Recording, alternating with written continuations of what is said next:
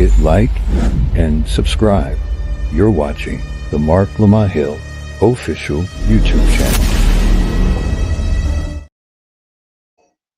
Good morning, Ekaro family. How are you? I am April R. Silver, your happy host. You are watching Ascending. It is Saturday. It is the first day of November. Woo, we got a lot to talk about today. This is a very full program. So continue to come on in. I see you coming in. The it's building, so you are welcome here on this weekly live stream here on the Marc Lamont Hill official YouTube channel. We have some people who are watching on Marc Lamont Hill on Twitter. So you are welcome. Let me tell you what the episode is going to be about today.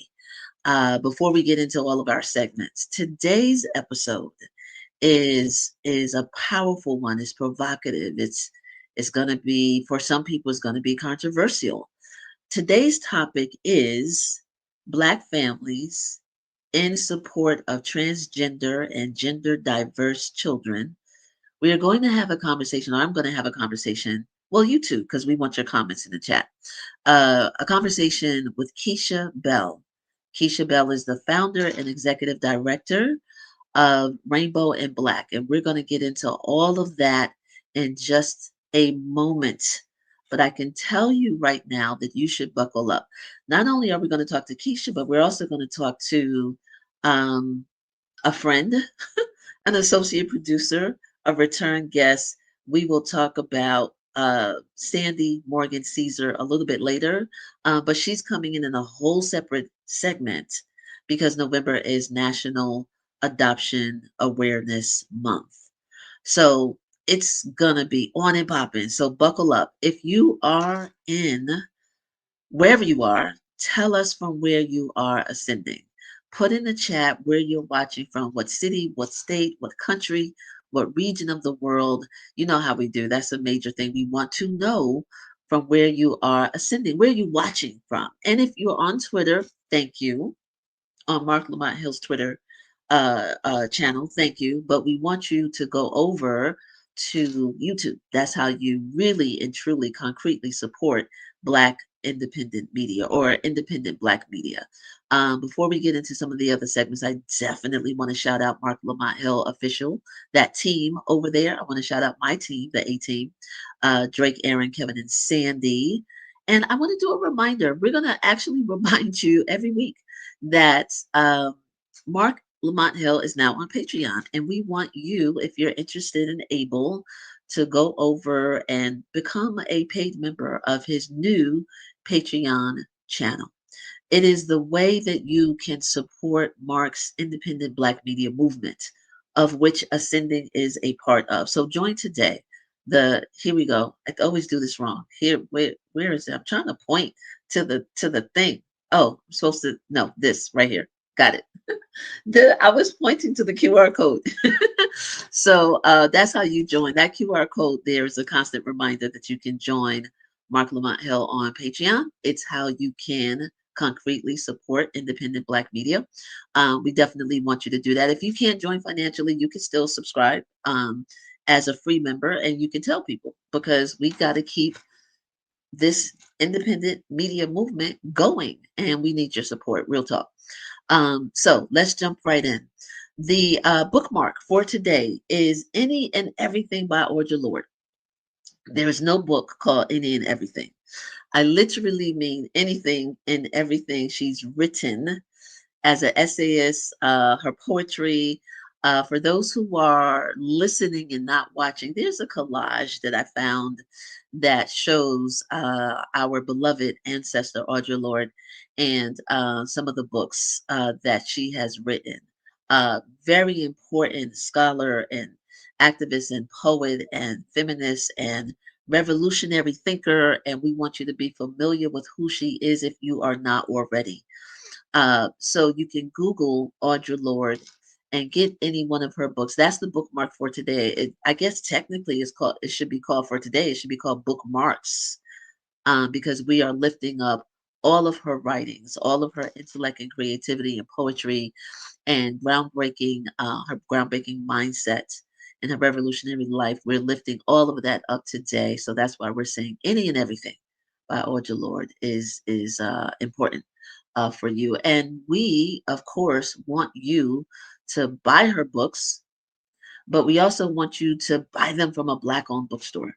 The Black owned bookstore in your neighborhood, the Black owned bookstore on your computer. You can find them online. You can get it also from an independent bookstore, a progressive bookstore. But we here at Ascending and in the Black on Black Love movement, we lift up our Black owned institutions, including bookstores. So there's the lovely face of Marc Lamont Hill. He is standing, his picture is next to Uncle Bobby's Coffee and Books, which is a building in Philadelphia founded in 2017. If you are in the area, you can go ahead and drop by the store. It's a lovely bookstore that sells books and coffee. So that's our weekly reminder to definitely support that Black owned institution or any place where you buy books owned and operated by Black folks. Super important. Our next segment is Black Media Shout Out.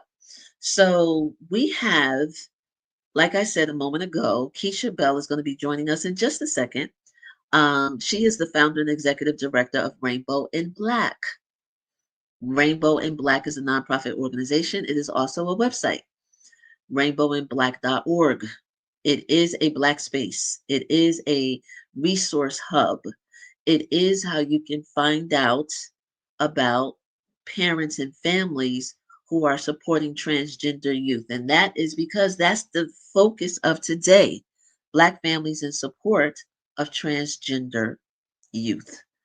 That's the whole discussion that we're going to be jumping into. And so, for those who are listening and not watching, what we have on the screen is the logo for Rainbow in Black. So, we're going to remind you about that website again later on, rainbowinblack.org. We're definitely going to remind you, but for right now, that is the Black Media Shout Out. Y'all know how we do Black Media Shout Out. Wherever you can get information by Black folks that is honorable and reliable and dedicated to us in our evolution, that's why the segment exists. We want to now also do In Memoriam. So, In Memoriam is dedicated to those who lost their lives in the aftermath of Hurricane Melissa, which just left so much devastation and death in the Caribbean. We hear a lot of talk about because did it land in Jamaica and then spread, but it was a Category 5 Hurricane Melissa, just a couple of days ago. Jamaica was affected, Cuba was affected, Puerto Rico, Haiti was affected, and so I'm sure it's been reported like nearly 30 people lost their lives in the Caribbean. We want to honor those spirits of those people who died in this deadly hurricane. That's who the In Memoriam is dedicated to. This is where we lift up our ancestors. We can't always call their names, but we can take a moment to honor their spirits, especially in a tragic situation such as Hurricane Melissa. What you see on the screen is part of a press release from Community to Community. If you've been with us for a minute, you remember Marie Yolene, who was with us, I don't know, May, June? I don't remember exactly. Episode. I forgot to pull the episode.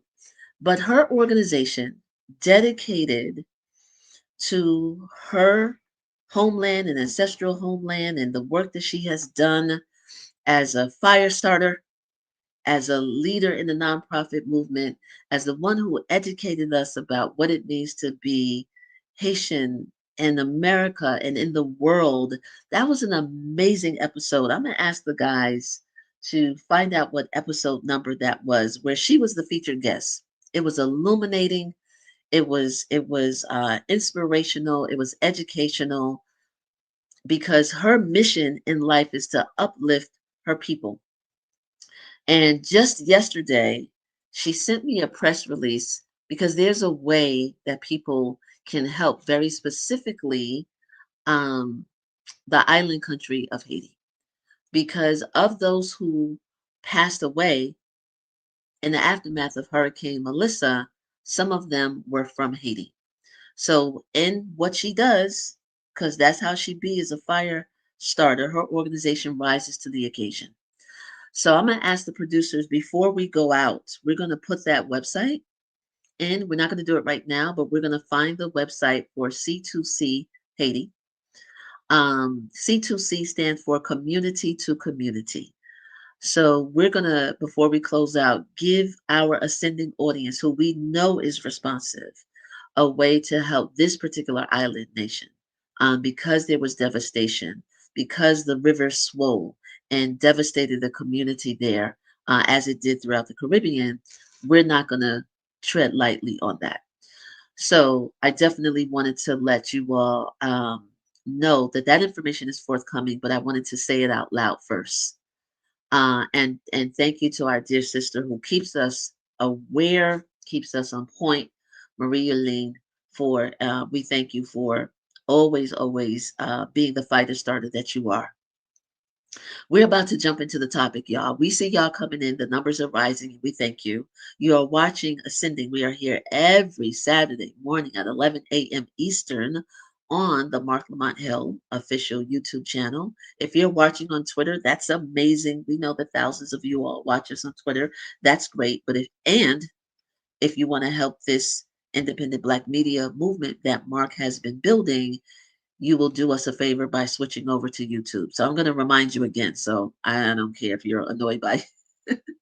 But the Ascending family is not annoyed. I'm going to go into the comments in a little bit later. But before we bring on our guests, I wanted to talk about how unique this episode number 40 is going to be.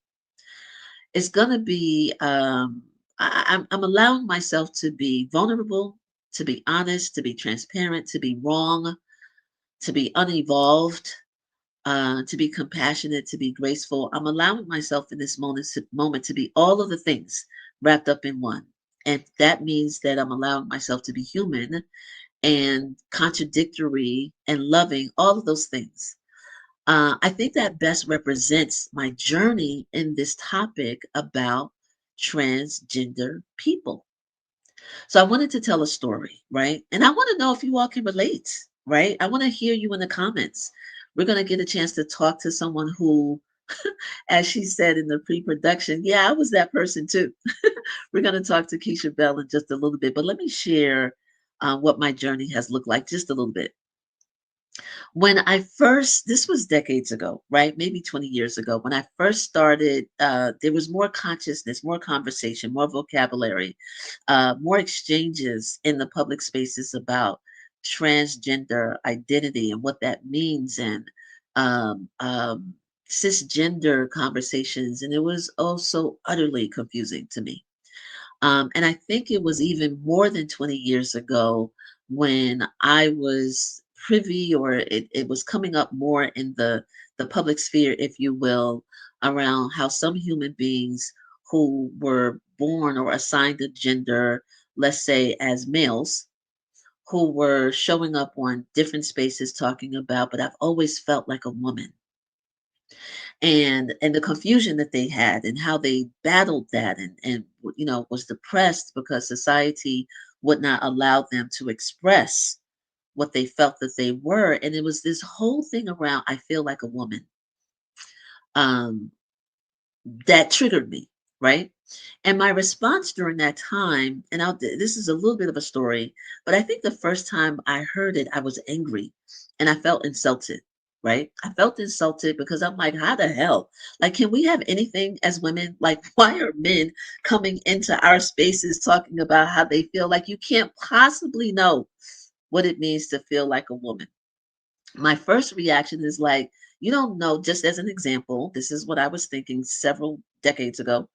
You don't know what it's like if you haven't, as a young adolescent woman, went to school and had to wrap a sweater or a jacket around your waist because you were on your cycle, right? You had your period and you're still getting used to what it means to have a period, and the tampons. If you weren't even wearing tampons, when I was coming up, I was like, I'm not doing tampons. This is as an 11 or 12-year old. So I had to wear Kotex, right? And they were big and bulky. And it was a whole new experience, right? So you would bleed, you would have accidents, and sometimes you might not know it until somebody pulled you aside when you were in school. That was like, yo, there's a red spot on your butt. So what we did was take our jacket and cover because we were embarrassed. I'm talking about my adolescence area. I dare say that I'm sure I got to see in the comments. Y'all know what I'm talking about, right? Growing up. So my thing as an adult was, if you haven't experienced that and the pressures of that, then you can't tell me you know what it feels like to be a woman. Not that that was the total thing of what it means to be a woman or a young woman or a young adult, but it was a part of what you don't understand. And in the beginning, I was angry because I was like, like they're suffering. I don't know if I might have, as a uninvolved, I might have said suffering, but I was trying to give an example of what that experience was like. And if you can't relate to the shame of that, then don't talk to me about you know what it feels like to be a woman or a young adult or whatever.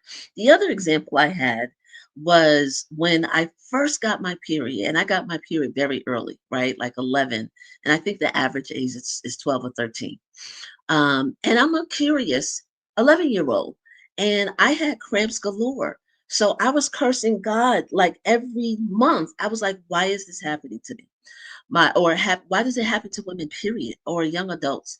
And my mother would told me what she told everybody. I mean, what was told to her from her mother and aunts or whatever is, well, that's okay. That's just what females go through. So it'll get better. The cramps will get better. And you should be lucky because men go to war. And all we have to deal with is this monthly thing.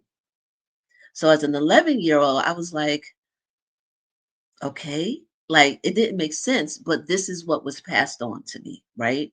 The thing that I had to accept. So during this time, I'm still curious and I'm mad at God and everybody because every 30 days I was knocked out with cramps, right? Too young to take all of this medicine or over the counter drugs.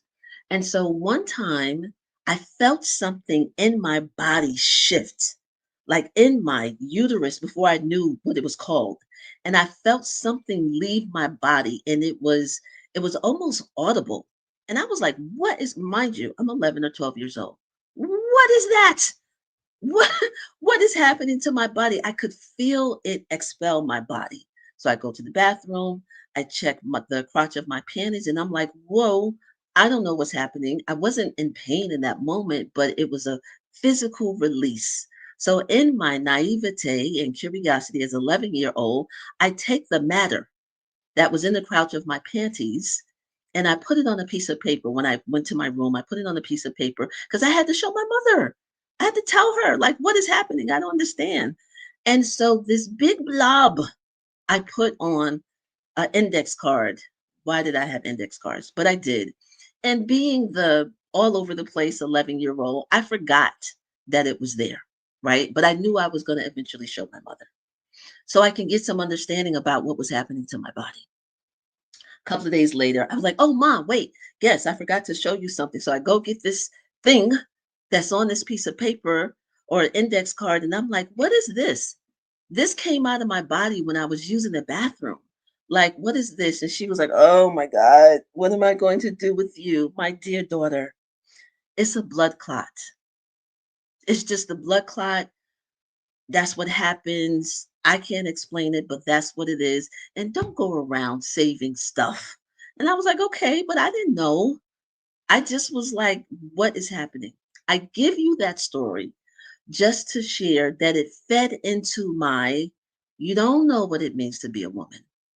If you haven't experienced or had the pain or curiosity or suffering or whatever, like how could you say that? How could you claim such a unique experience when you're born biologically a male? Fast forward with more conversations, more education, more sensitivity. I began to understand that there's this difference between gender and sex, and a biological male or a biological woman versus how one identifies and how they express themselves and how they wish to be seen. I don't have all of the answers. I still have more questions than answers, but I don't have anger. I don't have resistance. I have questions. I'm so open to learning because it's a thing. It's always been a thing. And Keisha said this best in one of the interviews that I did as prep for this. As long as there's been human beings on the planet, there have been, I think she said, she'll correct me in just a moment if I'm wrong, gender minorities, gender diverse people, gender expansive people. So it's a whole conversation.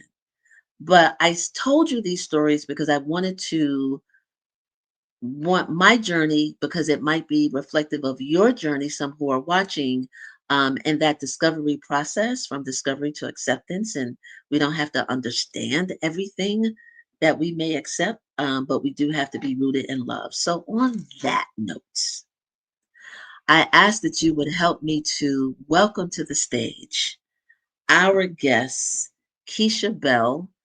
We can bring her into the studio. There you are, my friend. How are you? Good morning. Doing Good. so well. Thank you so much for having me. How are you? I am doing well. I'm excited. I cannot tell So am you how. I. Yes, yes. I've been thinking about this episode, this conversation. We've had some conversations, Mhm, and I've been looking forward to learning, to being inspired, to hearing about your journey, mhm, and what you do. But let's just remind the audience that our topic is Black families in support of transgender and gender diverse youth. You mhm. know a little something about that, right? A little bit. We're all still learning. It's a journey, right? It's a journey for all of us. Yes, yes. Tell Yes. us, before we get into like your discovery process and that of your husband and what your family has Mhm. gone through. First, tell us about the organization, and then we'll get into the Yeah. origin, your journey, if you don't mind. Sure. So Rainbow and Black is a nonprofit organization that was created by a few of us who are Black parents who found ourselves in the position of raising children who are gender diverse. And when we all started on our individual journeys with our children, we really didn't have anyone to ask in our community and did not see anyone who looked like us on the journey. And so we received a lot of help. My husband and I did just personally from, we live in an area that is quite supportive. So we're very fortunate in that regard. But most of the spaces that we were in were largely white Were and the we're the most largely white. We're okay, largely yes. white. And my husband and I both were born and raised in Massachusetts.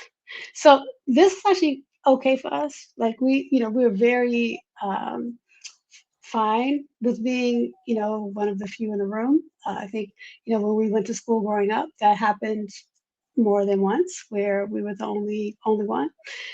So for us, we were able to access the information and support that we needed, but we were very aware that we did not see any, maybe like a couple of people who look like us.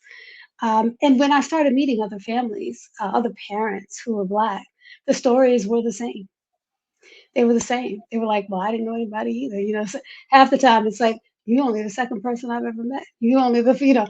And so a lot of that kind of conversation over the years has been kind of the driving force of why we felt it would be really, hopefully, helpful to families of Black youth who were gender diverse for them to see us, for there to be representation so that they know that they're not alone, that there are people who can connect culturally, who can also connect with their particular journeys, which will be different than parenting a child who's not gender diverse. And so that's kind of how we came to be.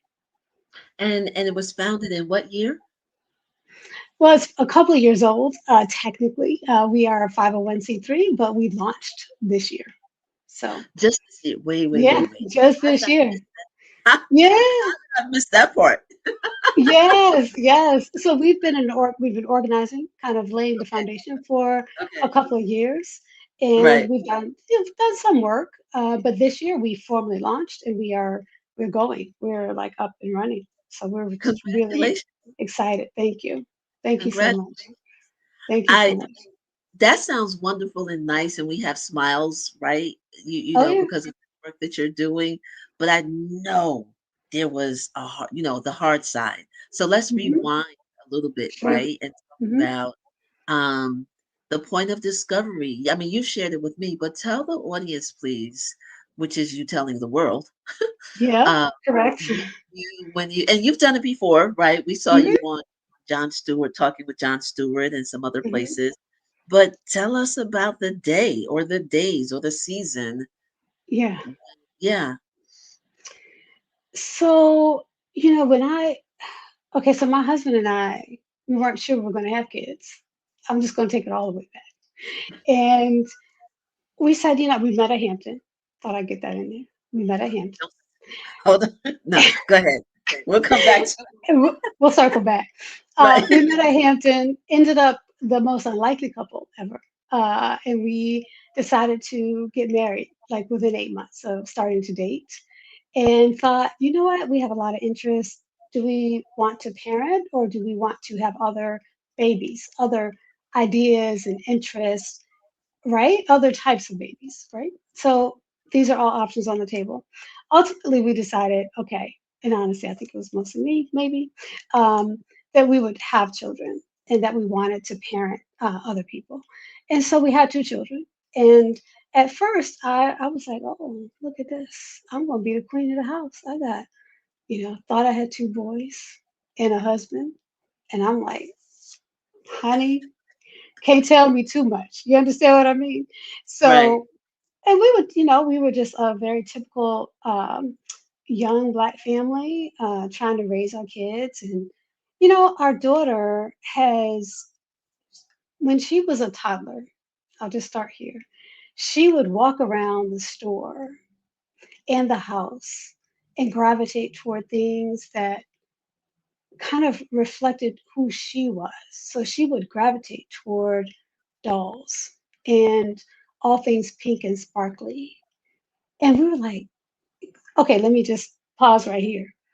We thought we were progressive. We were like, we are the family, honey. Because at first, she would tell us, like, when she started using words very early, 3, she would say that she's a girl. She would tell us that. And honestly, we were pushed to the edge of our progressiveness. Like, we were like, I don't know what to do with that. I don't know what to do with that. Like, what do you say to that? Because, Right. we To a were, 3-year-old. oh, To a 3-year-old. right. Yeah, I'm like, she was using words to tell us that she was very verbal early. Like, she read early, she did all these things. And my husband and I are, and still are, of this mindset that, what we have the plate that's given to us and we make the best of that plate. Do you know what I mean? Like the things that you're gifted with, you work those, right? You just, if you're given, if you're a short person, you be the best short person you can be. You know what I'm saying? If you're a tall person, you be the best tall. And what I mean by that is we were giving her messages that work in most situations, right? Where you say, this is how you're made and it's fine for you to play with, or we can support you with dolls, we can do all those things, but this is kind of like how you were born. And we Hmm. did not understand that we weren't really listening to her because we just didn't know. And over time, she went from, I'd say, probably between 3, 5, and 6, she was telling us routinely that she was a girl and that God had made a mistake. She was telling us all of this, that God had made a mistake. And so we were like, okay, well, I'm not really sure what to do with that. Um, and we just kind of like, okay, let's just buy stuff that she likes. And we were using a different pronoun at the time. And then all of a sudden, she started not talking about it. And Not so, talking about it at all. at all, like just went silent. radio silent. And so we thought, over time, just looking at kind of her mannerisms and we were clocking her as being gay. And that was how we were processing our child at the time.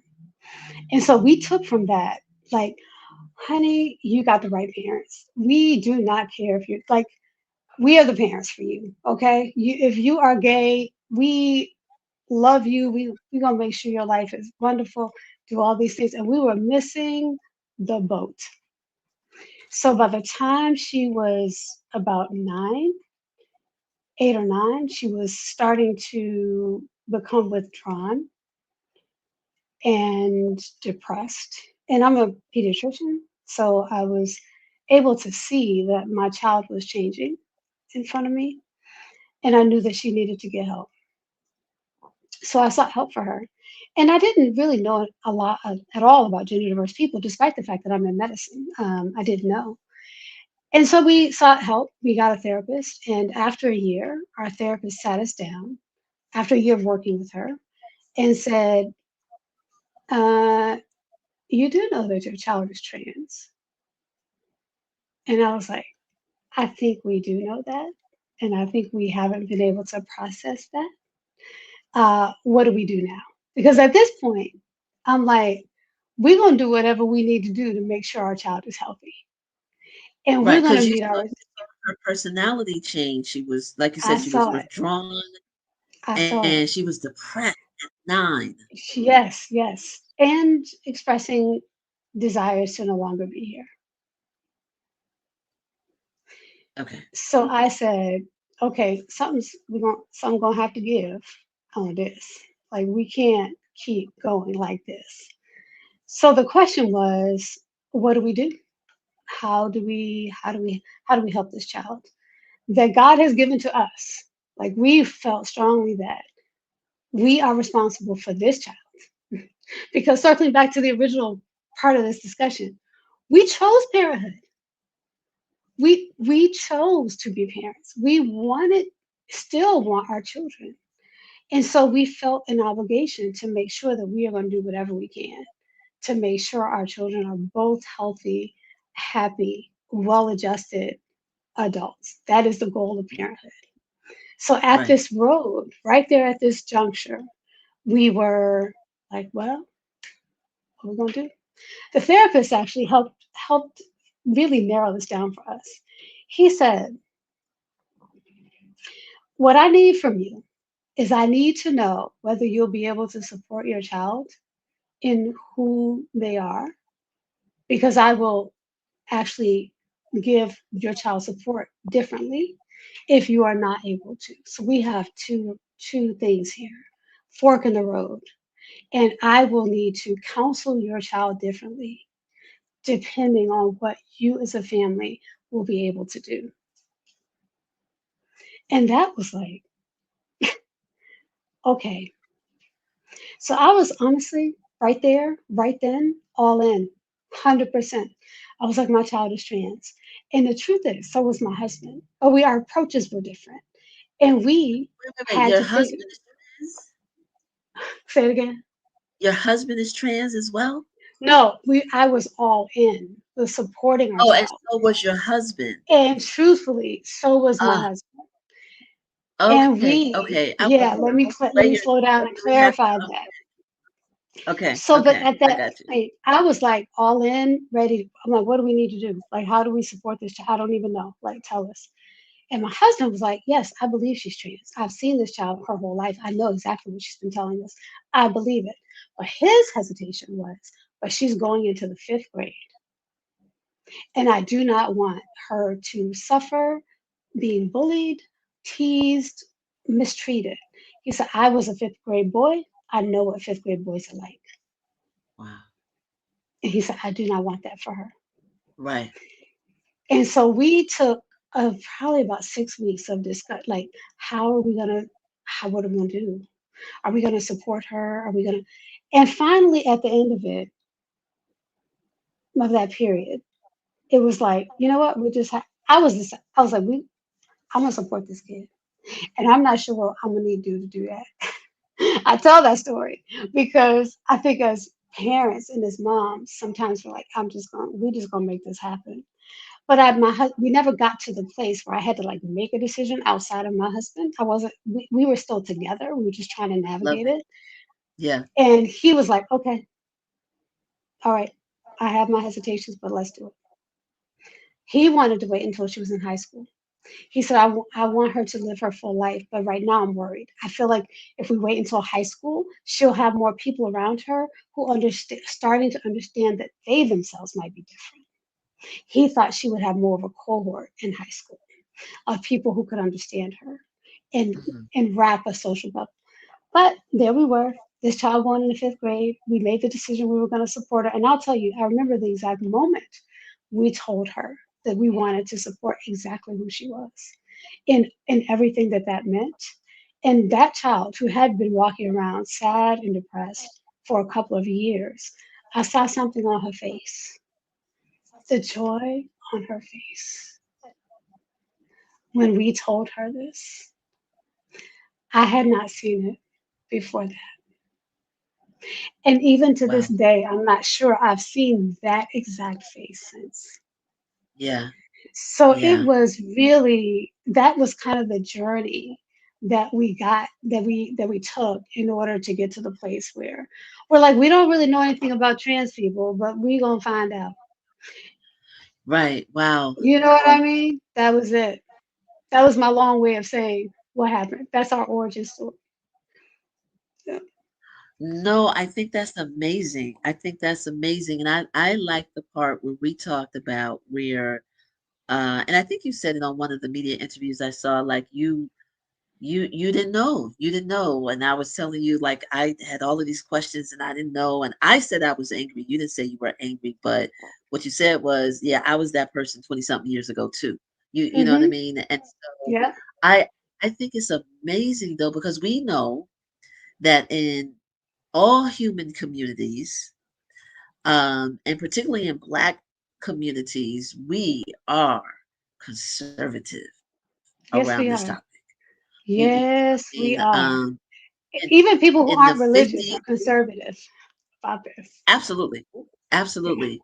There was a time, I always, make my age clear. I'm 57, and I know in my Hmm. mother's generation and in her mother's generation, there was no talk of this, right?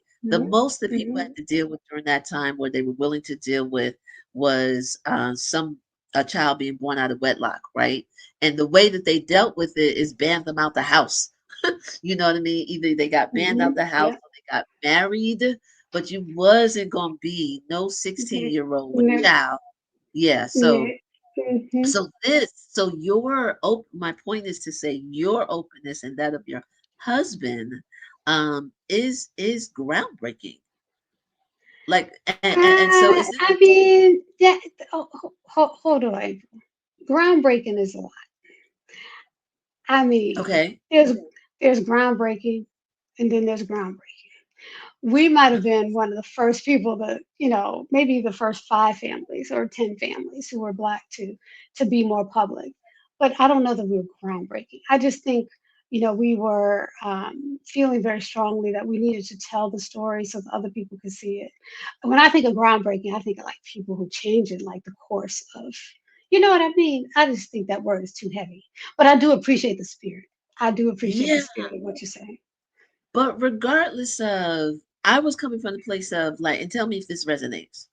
Yeah. Regardless of the organization that you're set up, the advocacy work that you're doing, the mindset that you and your husband have that prevented you from banishing your child, Uh, prevented you from trying to say to your child, you'll get over it. You just got mhm. to grow older. You're just 9. You're Mhm, just 3. You're just 6. You'll get over mhm, it. mhm, You know mhm. what I mean? But to recognize it, to accept it, and to support the child is if it were so common, you wouldn't have to do the advocacy that you're doing. Do you see where I'm Okay, coming? Yeah. touche. And that does Okay. resonate. I hear you. I hear you. Okay. Only Um, from that standpoint, because we can be conservative. If we kicked people collectively, black folks, kick mhm, people out the house because they yep. got pregnant, and Oh that's yeah. the recognition of, but traditional sexual orientation or whatever, and that wasn't even acceptable. Let alone Right. someone saying that, yeah, I'm not a boy. You know what I Hmm. mean? That I that I do. read it from that point of view. Yes, and so and I do appreciate your words, and I definitely hear what you're saying. I mean, our community, we've come a long way, right? Some of what we have had to endure, and some of what we have passed on to our children, a lot of us have talked about this forever, is out of protection, right? We wanted to protect our children. We adopted some respectability politics in order to make their lives potentially easier, right? So we wanted them to kind of be a certain way and present themselves a certain way in public and speak a certain way, and how we addressed. And I think some of that rubs off into even how well we accept people who do not match that standard. Yeah, And we still carry a lot of this inside us. We know that homeless teenagers have a higher rate of being LGBTQ, and those who are LGBTQ who are homeless as teens have a higher rate of being brown or black. yeah, Like we know yeah, we know this, right? So we yeah, know that in our communities we do kick people out. And if this work that we're doing can save one child from being kicked out, or it's worth everything that we're doing. It's worth yeah. every single thing, Right. because children deserve an opportunity to thrive, grow, and be free, right? To reach their potential. And so that's literally why we do this. And I think as a people, we have been disconnected from our own consciousness. And what I mean by that is we have historical consciousness about people who are gender diverse and people who are gay that we have Mhm. lost, frankly. If you look Mhm. around the world, because people are gender diverse, people are sexual minorities, people are gender minorities, because people are human. We may not understand why, but this is the truth. And we have known, if you look back, if you do kind of a more like a study of gender diverse people and cultures, you can find all kinds of stories all over the world, particularly Yeah. pre-colonial. So Yes. let's talk about that, because I want to shout out Hmm. my dear friend who I've known for decades, decades, decades, like since junior high Yes. school. The person who put us together, right? Dr. Kamala Hmm. Hayward Rotimi. Yes. Um, Yes. we call her Cam. Hmm. But Hmm. and I would say that this is the person who I probably had the most in-depth conversations with. Um, Yeah. Yeah. because her child is trans, and one of her children is a transgender human being. Yeah. And I remember being in conversation with her, and also with one of my friends who I've known since school, um, experienced or was engaged with a person who was as she was a principal or is a principal. She The principal, my friend, was watching this person express differently than the gender that they were assigned. So these conversations were going on simultaneously, right? I bring Hmm. that up because part of what I have heard over the years, some parts I can understand, some parts I wrestle with, is Hmm. this historical universal view of what it means to be Hmm. transgender. So we Hmm. hear about um, the two Hmm. spirit expression, mostly in our indigenous communities, Hmm. here on planet Earth. The children will find all kind of examples, and the parents like, "Whoa, I didn't know that existed." You know what I mean? Yeah. This is Uh-huh. because the generation or generations under us are quick to find that Quick. information. So it becomes Yep. a education for the parents. So what was I say all that to say, what was your experience as you were learning about gender diversity amongst human beings across the globe? And that is not Mhm. just male and female as we have Right. traditionally been taught. So, I didn't have like a day where I learned about it. It's been a slow introduction to things that frankly we should have learned in school. It's just like so much about black history, American history, world history that we were not taught. And what was really intentionally left out of the narrative of human history is that cultures had third, fourth, fifth genders that they recognized. And I'll just select Navajo, but they're not the only people. Many other native groups, and they're honestly all over the world. There are cultures in parts of Africa that, if you ask people who are from those areas today, they probably will not know about these because these are hundreds and thousands of years old, where people had gender diverse acknowledgement. They were like, oh, this person is just, this is who they are. They didn't have the word trans, right? This is an English modern term, but they had people that they were different, right? One of the exercises that I do with people, I teach a class on gender diversity in children. And Mm. every single class, I have them go to a PBS map of gender diversity.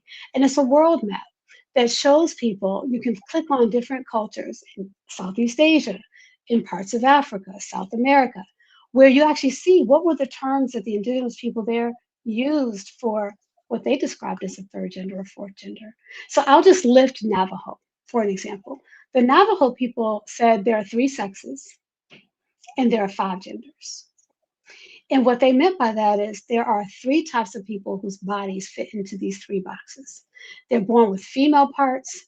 There's another group born with male parts. There's another group born with, we're not really sure. We now call those people intersex people, right? We know that intersex people exist.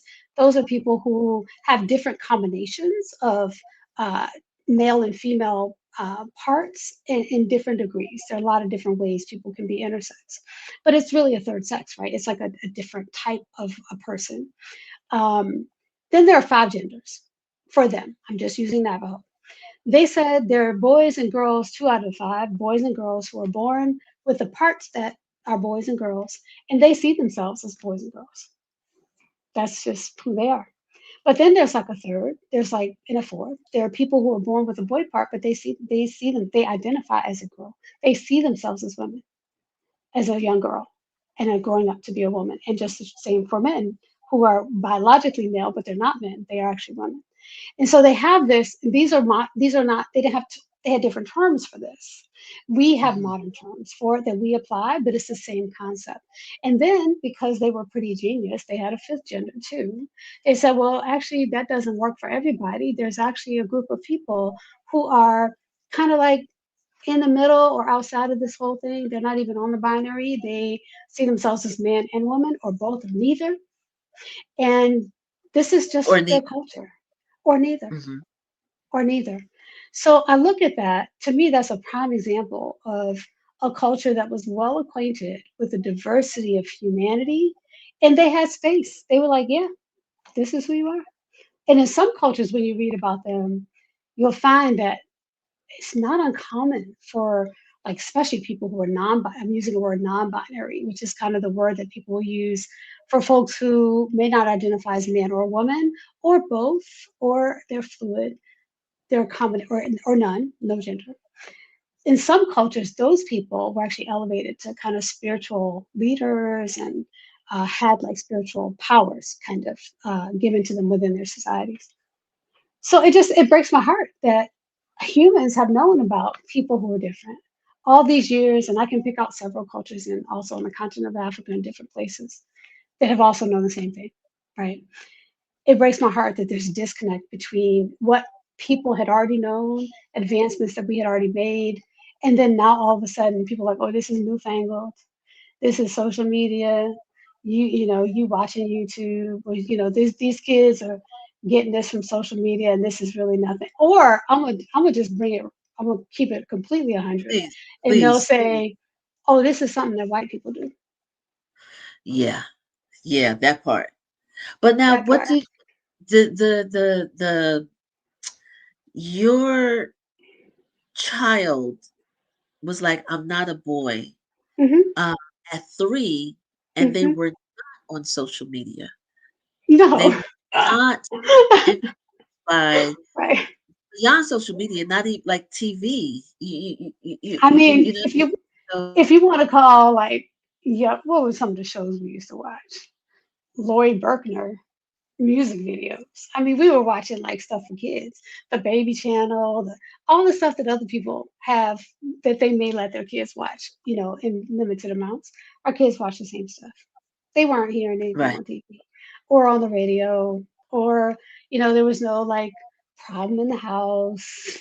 No one was abusing them. Right. Right. It Right. was Have just people an assumed that? Have people assumed that in your journey with? Yeah, I've had a couple of people reference it, and usually it's not directly. It's usually not, oh, your family. It'll be kind of an indirect comment. Like it'll be like, oh, well, I understand that in some of these situations, there's like, these kids have had an abusive past. They'll say stuff Right. like that, right? Yeah. Um, Yeah. I also hear, well, these kids, they really should be pitied because they're just mentally ill. Uh, That's another one. right.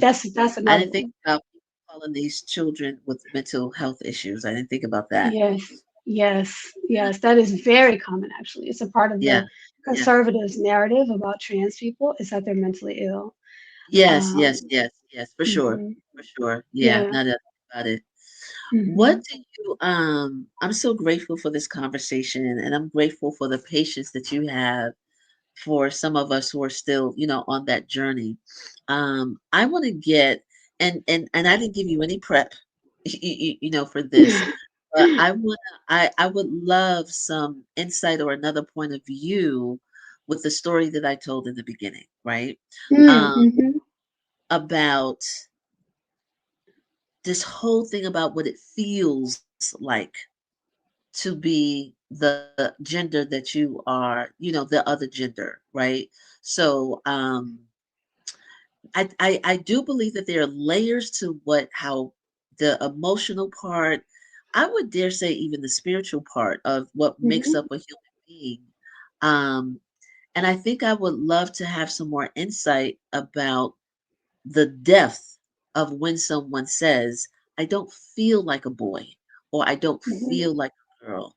I would Hmm. imagine that you all have gone into that in your journey. Can you speak to that at all?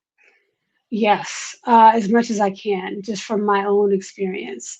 I'll start with myself. So, I am a girl. I was born with girl parts. But when I was in high school, I very much presented neutrally, maybe even a little masculinely. Suits, dad taught me how to tie a tie. I loved wearing it. I loved wingtip shoes. I still love wingtip shoes.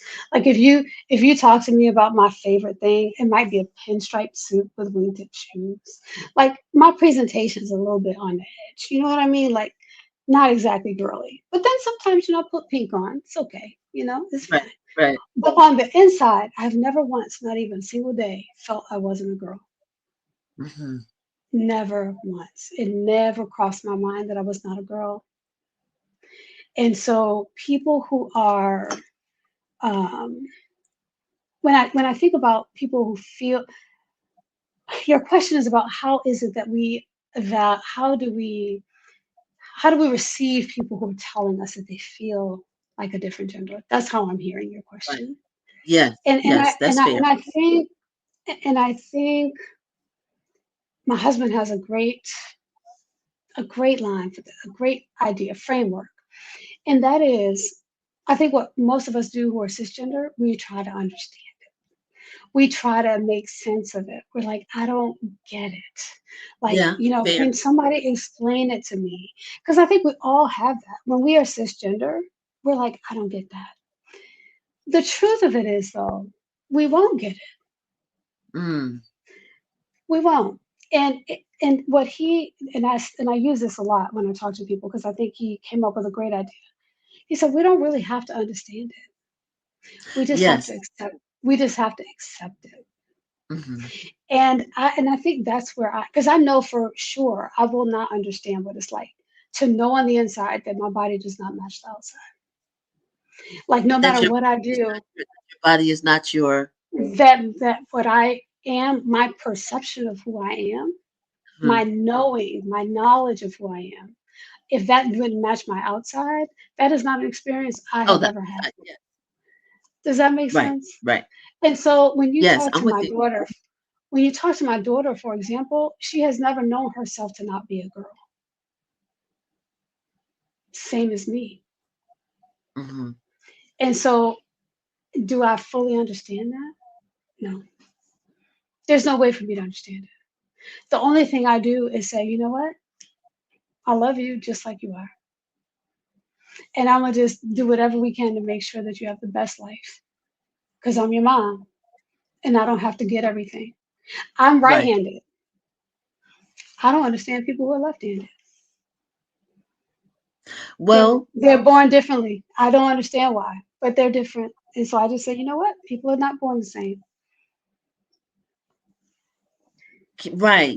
And is it fair to say that Hmm. you don't understand, one does not understand how the left hand works, but Hmm. you can understand people are born left-handed. Yes, Is that a fair distinction? Okay. that is Okay. exactly what I'm saying. I know Okay. that people are born left handed. Like, I Hmm. know for sure, but I don't understand why they're left handed. Right. And I Right. don't understand how they're left-handed because I can't do Right. anything with my left hand. So for me, it's not you know what I'm saying? For Yeah, me, I it do. is like not a personal, it does not resonate with me to use your left hand. But there are people for whom, like my husband, he can't write with his right hand. So he doesn't understand Hmm. how I exist. And so I think we look at those basic differences that the packages that humans come in. And gender diversity Yes. falls literally right into that same kind of diversity. People are different. Yeah. We don't really get Yeah. why. We don't know it. I guess we'll understand it by and by. So like we can go to church. We'll we'll Right. understand it by and by. We don't Right. understand it now. But maybe we Right. will one day, right? But if we Right. don't, the one thing that I'm gonna be if I'm gonna be charged with something, charge me with loving folk. Right. Charge me all day, every day for loving them. So Hmm. that's what I'm choosing. If it's wrong, I don't want to be right. I don't want to be I right. hear you. I hear you. And for those who don't know, that's a song. That's that's There are a couple literally couple of songs in there. exactly. Um, I so appreciate I actually want to go to the comments because I see there are a lot of comments. I don't know what they are yet, but I'm going to browse through the starred Hmm. ones. I'm going to ask my producers to only star the ones that are not too long. Um, but before I do that, Keisha, I'm going to ask this super question that might be really, really, really elementary. Can one say, since we're making analogies, right, Hmm. and this need to know or to understand can be a problem. I acknowledge that. Hmm. Is it as simple as the comparison? Could it be as simple as I don't know why I like orange more than blue? You are asking me to explain why I like Hmm. orange. Well, I'm gonna be even more specific. Why purple is my favorite color. Yeah. Why is that? Why is Could purple your favorite color? right. Explain yourself. That's Sit kind on of the what stand. Sit on the stand. Put your hand on the Bible and tell me why. right. Explain why Hmm. that's your Hmm. favorite color. Can is Yeah. that a Like, fair analogy?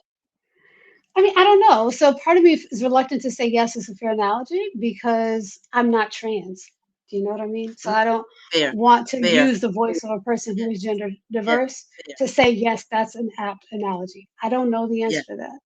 But as a person who's not gender diverse, who is loving a child, now young adult who is, yes, I would say that yes. might be an easy way to think of Might it. be. Do you know Right, what I right. mean? I You do. could say, you know what? Yeah, that actually might work for some people to say, you know what? Explain yourself. Why all your pants are black? Why is your Yeah, whole wardrobe black? Make it make sense. And they're like, I yeah, don't know why. I just like it. I just am. This is who I am. This most represents me, right?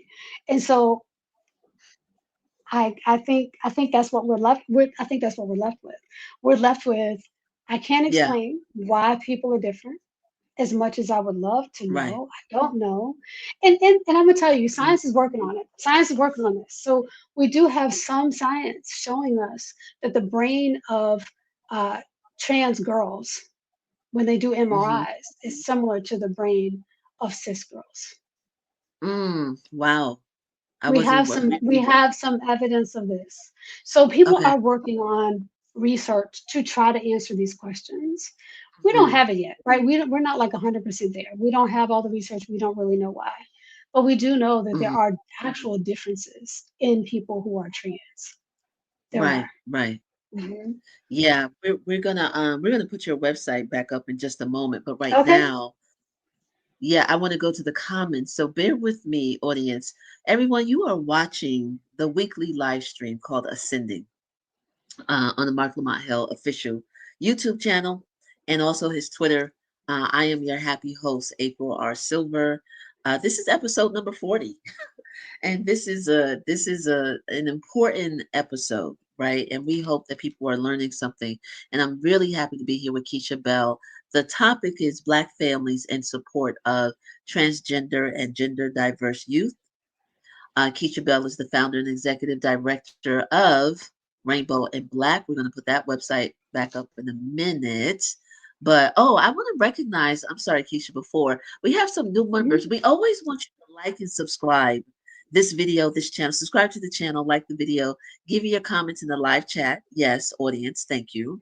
But also, when if you're rewatching this video on like Sunday, Monday, Tuesday, or whatever, put your comments there as well. So on that note, Isaiah Thomas joined early this morning. So welcome to the Mark Lamont Hill official YouTube channel. Thank you for being a new member. And someone by the name is the handle is Auto Rocket 9040. So thank you. Thank you, thank you. And Rolando's here. Rolando is always here. What's up, Rolando? We're going through the comments. Gender fluidity. Oh, I'm trying to put this on the screen. Uh-oh. Here we go. And uh, we have someone who has gifted a membership. Thank you, sir. But Rolando's here. So we want to say welcome back. Rolando is always with us, and he says gender fluidity has always been a thing. And we agree with you. Thank you for that comment. I want to shout out Sandy Morgan. Sandy Morgan Caesar, who'll be with us shortly. She's an associate producer here, and she's a former guest who is a Black adoptee. And she says, "Thank you for your honesty, vulnerability, and willingness to grow, willingness to learn and grow." That was to me, but I know Sandy enough to know that she would say that to you too. So we're going to continue to go through the comments. I'm going to see if we have. Here we go. I think this is one for you because I'm not a parent, right? This says parenting will Mhm. teach you about yourself. You think you're responsible for teaching your Yes. children and find out that you're learning from them. Can you address that? I, let me tell you, that is the truth. Sandy, thank you for making this point. You think you got like, I mean, so parenting is interesting, especially as they get older. And you think you know something. But what you really find out is that you're put in positions to learn more about yourself than you're even learning about them. Because the Mhm. way we respond to our children when they're challenges, we bring all our stuff into that encounter. And you're like, ooh, maybe that's don't belong in this space. Like maybe that's my own stuff I need to work out right in the background. So yes, Sandy, I 100% agree with you. Parenting is an internal growth job. It's an internal growth Wow, job. that's a bar. Hold on. Parenting is an internal growth job. That's a bar. Thank you. No problem. I agree with her, but Yeah, thank you, Sandy. that, Yeah. yeah, that's dope. Here's the membership that we have gifted from MC Webb. Thank you, thank you. So that means that somebody in the live chat needs to grab that membership because that has, if you haven't already done so, that membership to the channel here has been gifted to whoever grabs it first. I believe that's how that works. I know, but where's Cam? Cam got to be in here. Hold on, Cam's one in second. here. I've seen her. See her? Mm-hmm. Okay, so hold on. Let me go Mm-hmm. find a comment from her because she is how we connected in the first place. I want to see her Yeah. first comment. Let me see. But who we're talking about, everybody, is my friend, well, our friend, right? uh, Yes. Our mutual Pamela friend. Yeah. Hayward. Well, Timmy, she's a doc. She's the first person in my universe who was a peer that got their PhD. That is amazing. Well, first Yeah, of and all, it's she's amazing. That's first of all. She's amazing. So I'm so yeah, glad that she's here supporting your show, supporting me. She's supporting both yeah, of us in this moment. And I yeah. really appreciate her. And she's a genius. And if honestly, if you wanted to know a person who could tell you more about gender diversity in historic kind, like historically, Right. Because that's what she she's does. that's what Right. she does. That's what she Yeah. does for a living. Yeah. Yeah. As the parent Yeah. of a trans child.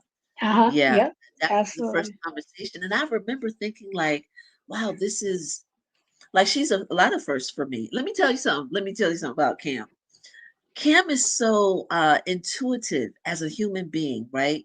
I don't know if we were, I guess it, like I said, we've literally known each other since we were teenagers in Los Hmm. Angeles, right? Hmm. And always organizing, always doing something. We didn't have normal thoughts even as teenagers, right? Our Yeah. conversation, our topics, what was important to us. Hmm. I don't know what we were talking about.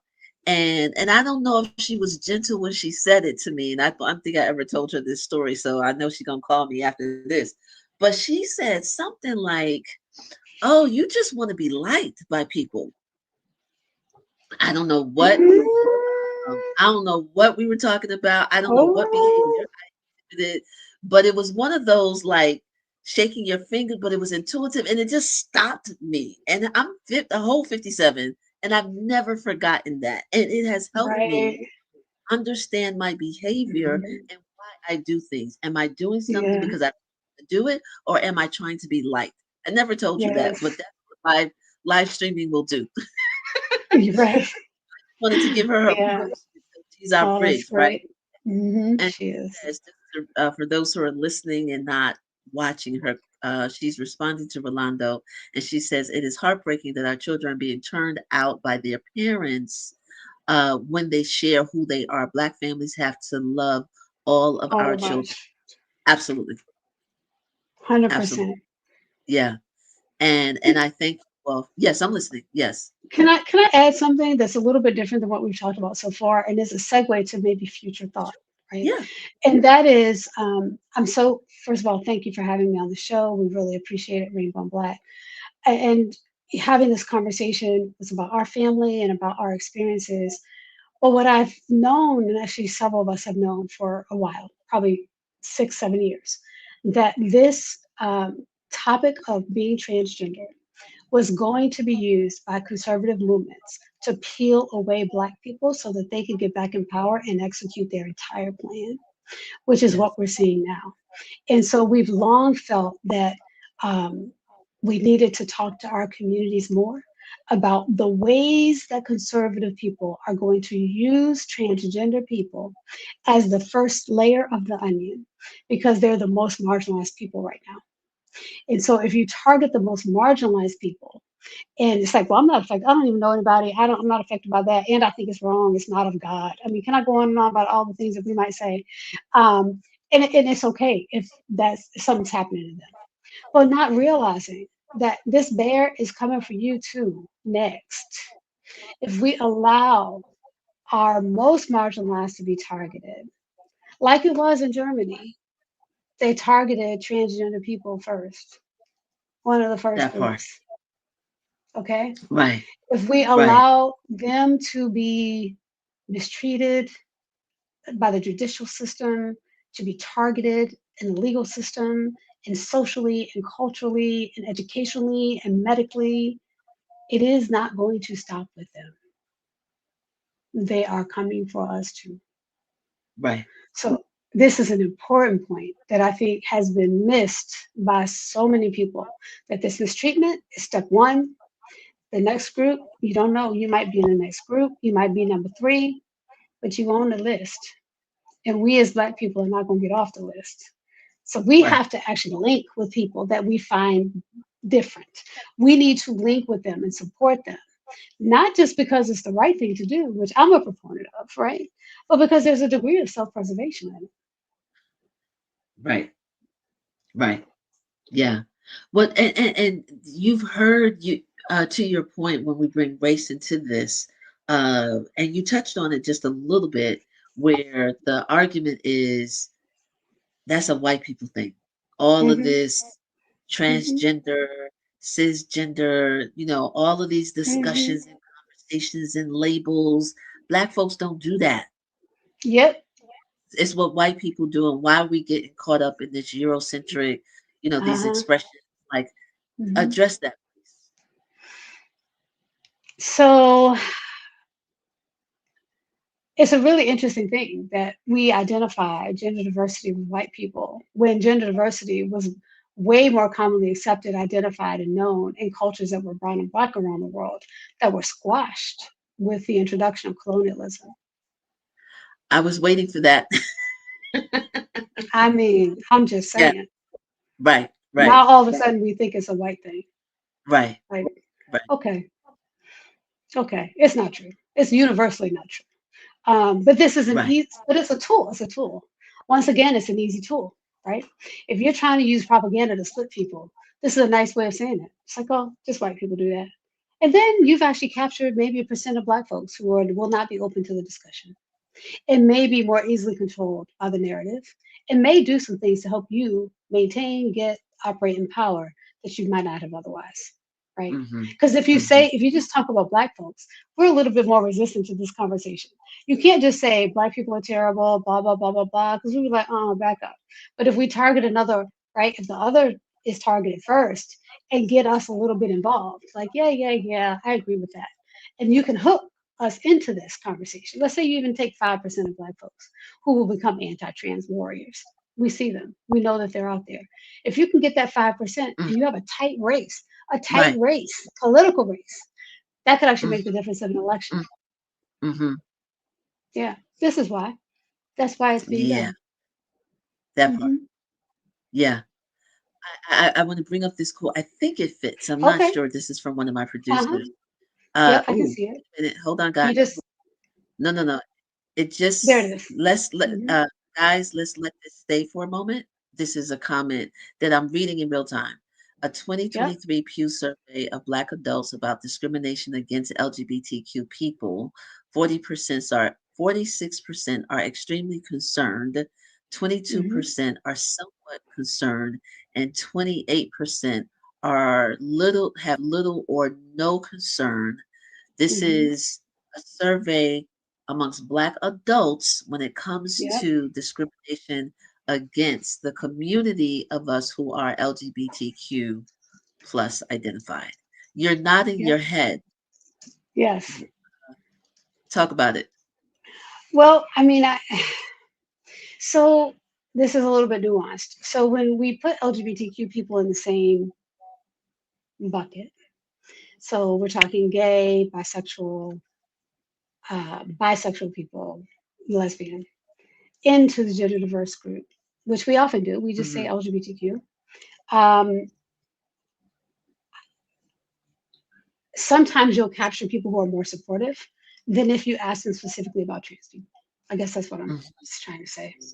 And Mhm. so those numbers have to be torn apart a little bit, like delved into a little bit to see. And actually, I think there is information I should have looked at before our live stream Mhm. about attitudes specifically about trans people, Right, because right, there are many people who are fine with same-sex marriage, same gender families, et cetera, who really have a fundamental problem right. With the with trend. gender diversity. Yeah, Yeah, yeah. yeah, So it's a little I think we'd have to tease that out a little bit.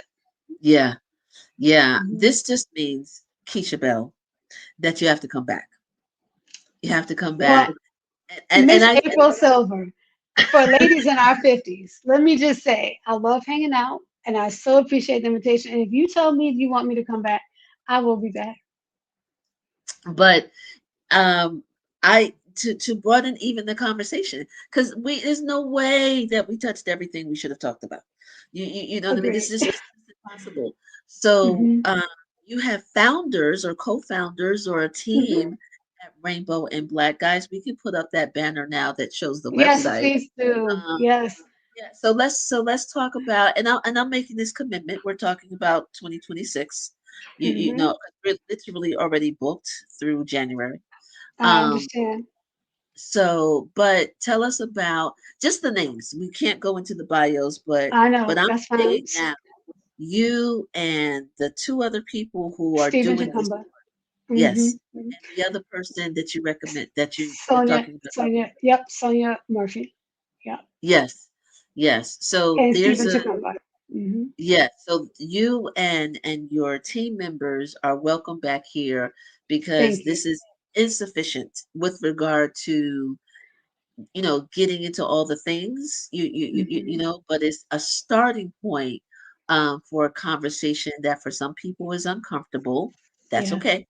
Yep. Our elders and our ancestors have taught us we don't have to understand everything to be Yep. evolved human beings and loving and Yeah. kind with compassion on both sides, right? So I'm saying that there is, or I shouldn't say both sides, I should say all Hmm. sides. Okay. But I hang on to words. They have power. So I They don't do. want to reduce this Hmm. conversation into two sides, right? Yeah. Uh, so I appreciate you so much. I thank you. For those who are listening and not watching, the website on the screen is Rainbow in Black.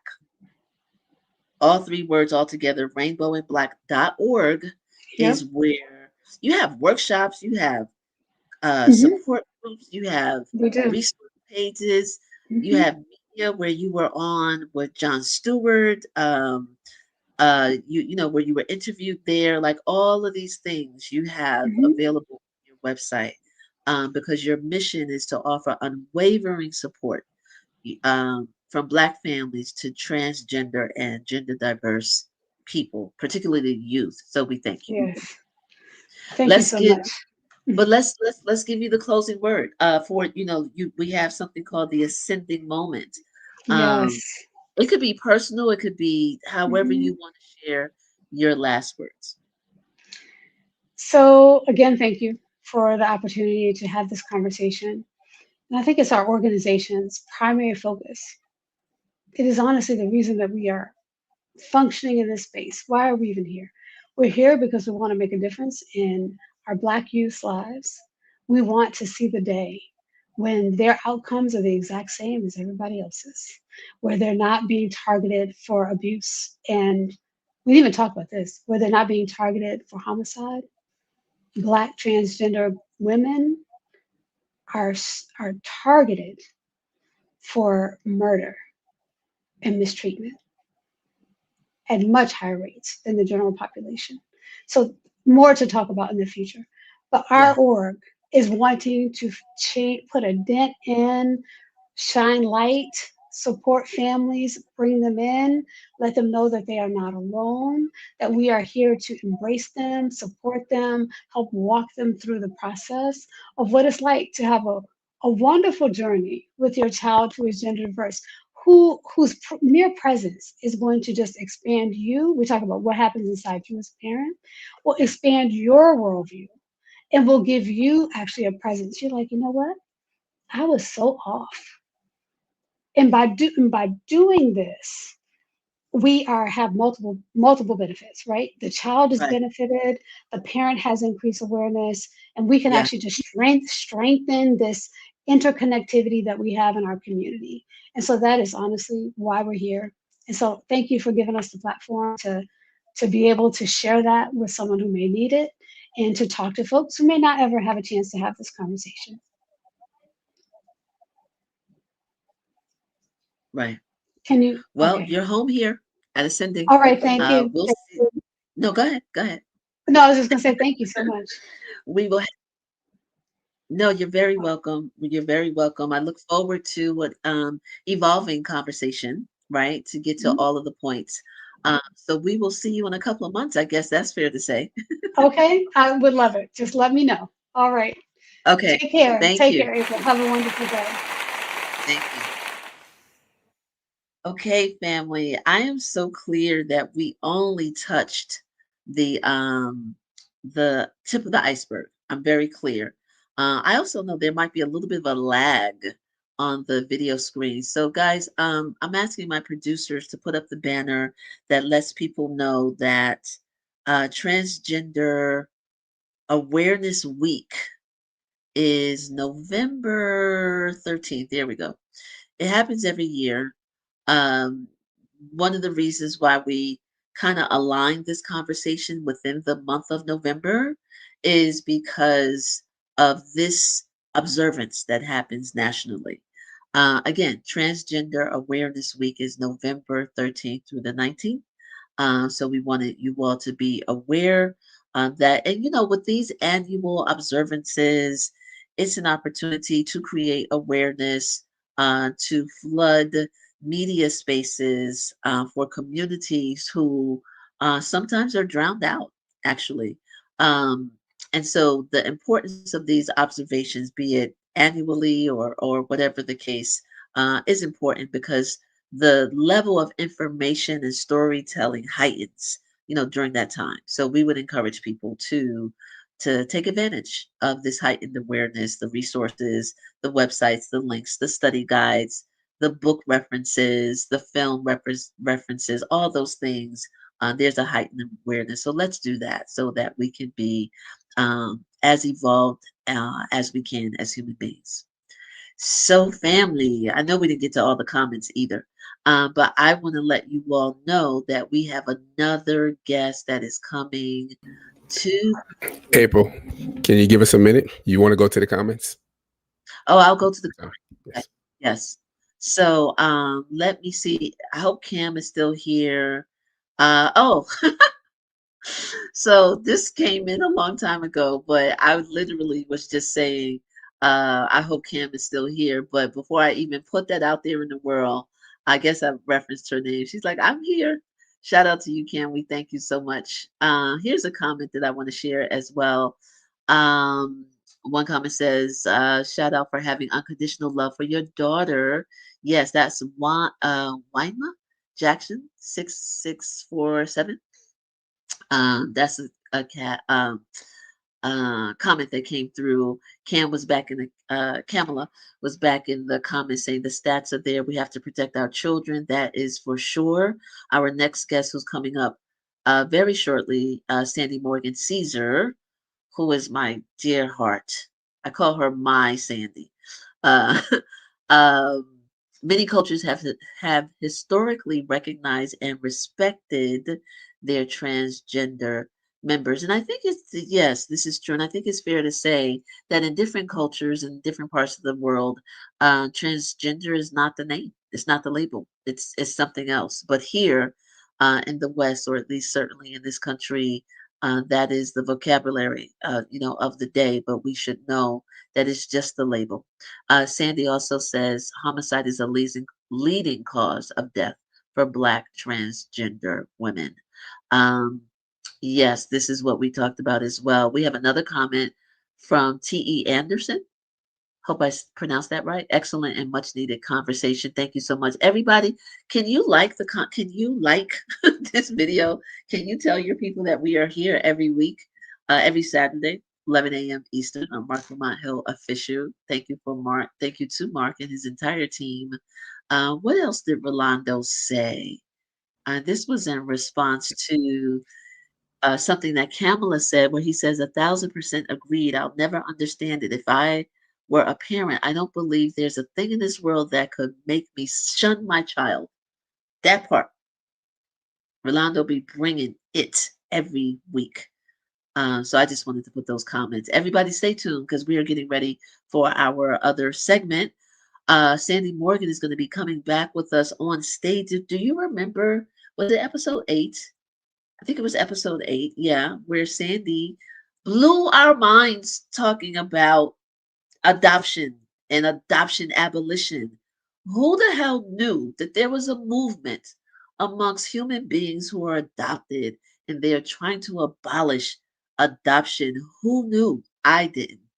I mean, I knew Sandy had a story to tell, right? And education to share, but I don't think I knew abolition, not until I was getting ready for that show back in the spring. Guys, is it We're okay? ready, April. I didn't hear you. We're ready. Okay. So I'm gonna stop talking. Let's bring on Sandy. Hi. Hi, Hi, Sandy. happy to be here. Thank you for having me again. And Yeah. what a fantastic conversation Wow. You thought with so? Miss Tisha Bell. Yes, yes, and so much love and support in the chat. It was very powerful. Yes, Good, good. I thought so too. And I also believe that there was just so much we didn't even get to. yes, Like how could we? How could we? I didn't have any expectation that we would talk about everything that needed to be talked about. That's impossible. But I know enough to know that this is a conversation we got to revisit in a couple of months, just like yours. What a segue, right? Let's guys, if we have it and you can break you can tell me, you can give me an audible, but the I wanted the audience to see, for those who are watching, the YouTube graphic just to jar their memory. There we go. This was back in the spring. It was early. You were the eighth episode, Sandy, and the topic was adoption. Can we have an honest conversation about the hidden challenges? And you were our guest. That was like a whole 6 months ago, or just about. And I shared that. People in the chat shared it because you opened us up to another point of view. There's nothing romantic about adoption.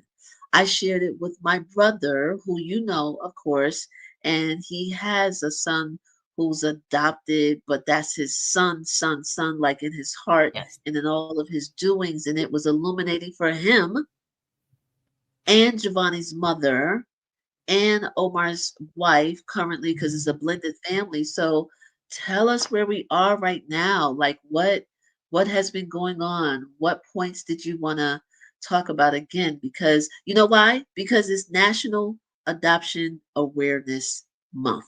That's why we're doing this. yes. Today is the first day, but before that, I want to go back a couple of days. October 30th was Adoptee Remembrance Day, which was founded by an adult adoptee, Pamela Karanova, in 2020. So it's only been, this is the fifth year. She's a freelance writer. She's also the founder of Adoptees Connect, which launched in 2017, which was a network meant to bring adoptees together who traditionally find each other online, but to try and bring them together in person. And so there are chapters all across the country of Adoptees Connect. So Pamela Karanova was the one who initiated Adoptee Remembrance Day in 2020. It's really meant to call attention to the things that are not commonly acknowledged by media and the popular narrative. As you said, a lot of the things that I talked about are things that um, are not commonly held beliefs about adoption, or not even things that are considered about adoption. And I really think that that is because we have an adoption propaganda machine that really wants to sell adoption as win-win and beautiful and all the positive things, without addressing some of the more complex things about adoption that we talked about the last time I was here. So Adoptee Remembrance Day specifically is meant to call attention to adoptees who have died by abuse or neglect from their adoptive parents, which is something the media does not cover at all. And unfortunately, it is a significant number. Adoptees who died by suicide. And I think I mentioned the last time I was here that adoptees do have a higher rate of suicide attempts than non-adopted, or than the general population. Transnational adoptees whose U.S. adoptive parents never got them citizenship, and many have been deported. Even prior to this administration, we've lost a lot of adoptees to deportation.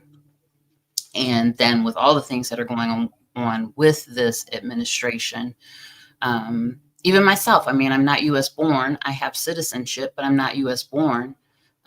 There's a fear among a lot of us, right, that we could be targeted for that. And then Adoptee Remembrance Day is also meant to call attention just to the complexities and nuances of the adoptee experience that really are rooted in loss. So that was October Wow. 30th, Adoptee Remembrance Day. And then, as you Right. mentioned, November is National Adoption Awareness Month. It was designated that by Clinton in 1995. Prior to that, there were adoption awareness days, adoption awareness months, all of those things, but it was more officially designated in 95 by Clinton. It was really initially meant to call attention to the need for adoptive parents for children that are in foster care. It was very specifically meant to call attention to those kids in foster care in need of adoptive homes. But what it has turned into is a month of celebrating and elevating the pro-adoption propaganda, which really, again, celebrates adoption without acknowledging the complexities or the harm that it does. So National Adoption Month has turned into just framing adoption as a joyous event. A lot of adoptions get finalized, like agencies and even public child welfare agencies will rush to get adoption finalizations to happen. There's a specific day, which I can't remember, in the month of November, where they try and get as many Really? adoption finalizations done as possible. And Like, just viewing it like as, before Thanksgiving or something? I don't remember offhand what the date is, but there is a specific date. I think it is before Thanksgiving. There's a specific date in the month where they just rush to get as many finalizations done.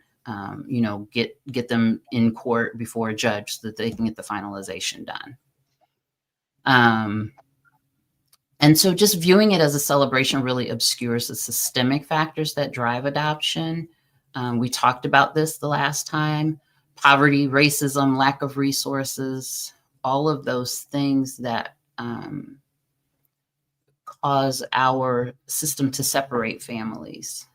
And so, celebrating this just ignores all of those things, puts it on the back burner.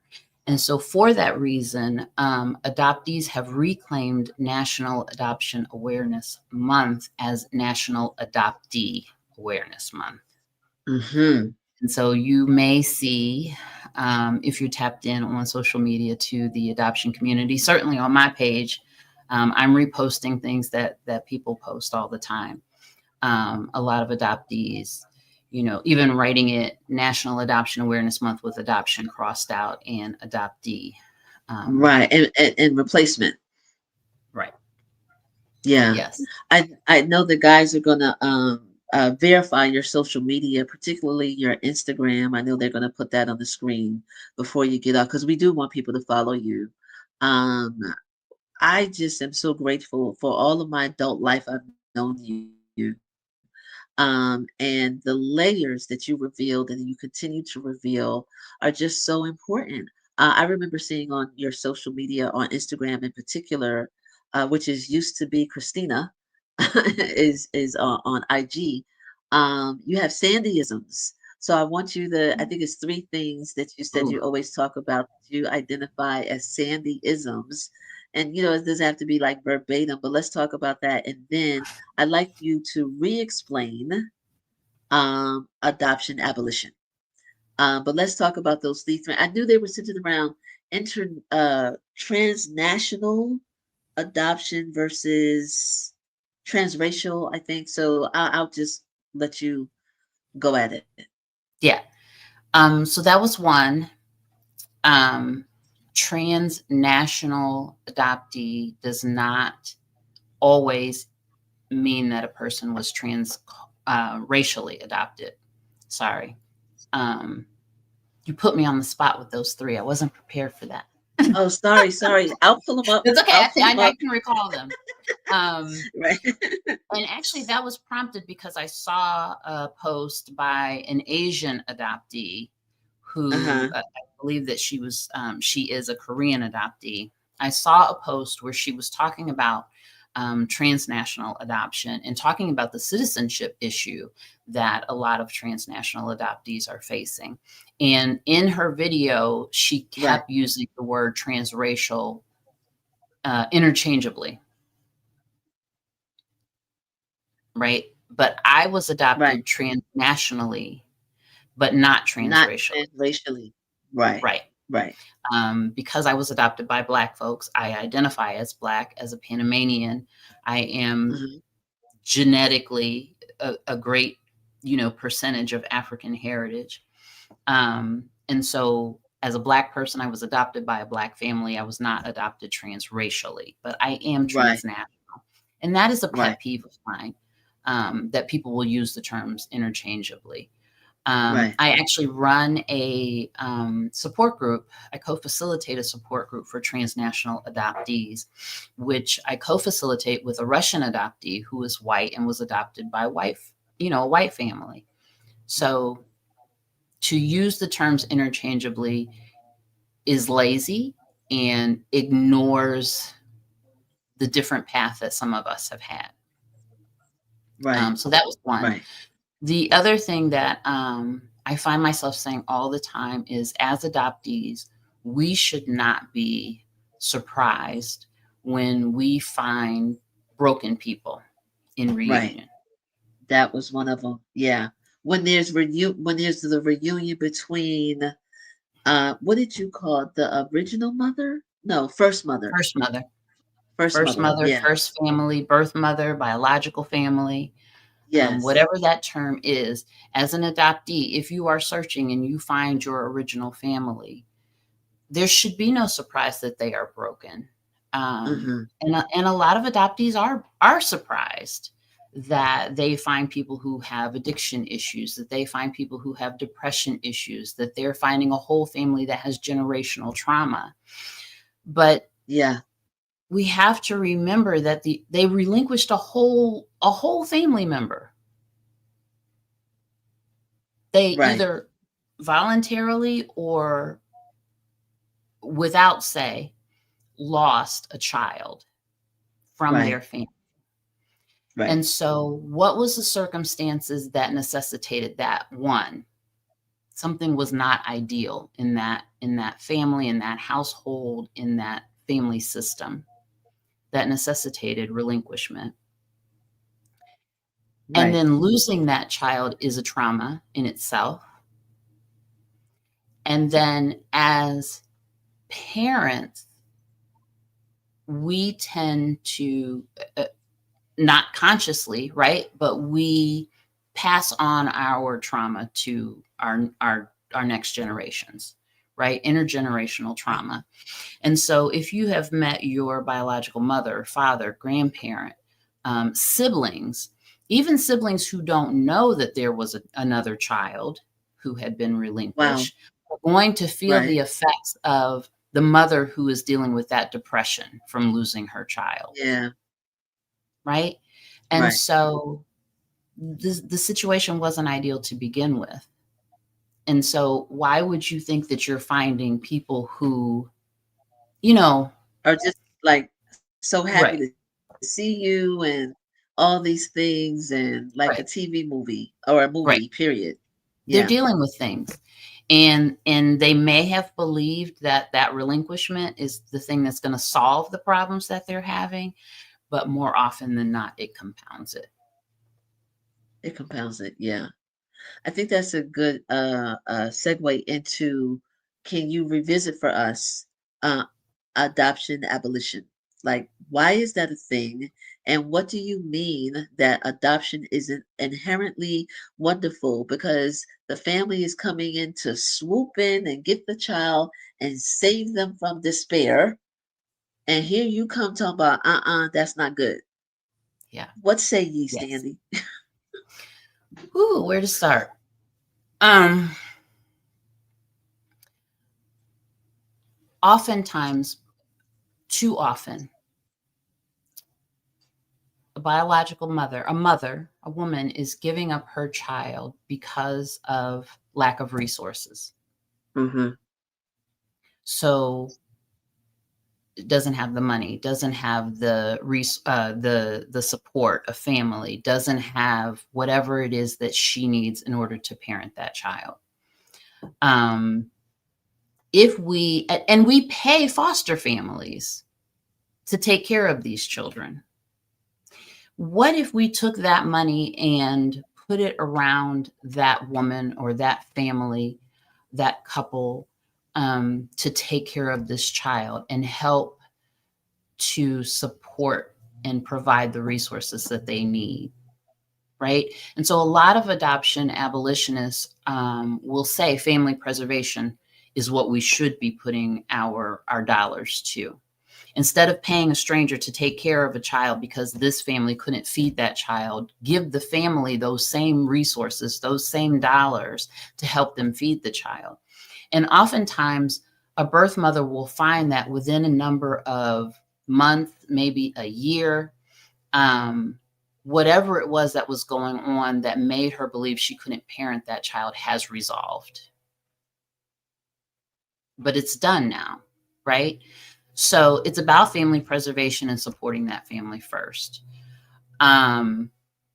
The other thing is that adoption has been turned into such a market, and children are such commodities that we are seeing now all over the news. Korea has been in the news specifically. Their government has come out and made an apology for the really unethical, criminal ways in which they participated in adoption, literally telling family members that the baby was too sick to live, needed to stay in the hospital and then died, and then providing that child as a commodity to feed this international adoption supply, right? So that is currently in the news. There was a documentary recently on, I think it was Frontline, and then the president recently came out and offered an official apology. But Korea is just one. This has happened all over the place, including in the United States. If you Google, that's an industry. it's an industry. It's Absolutely. an industry. Yeah.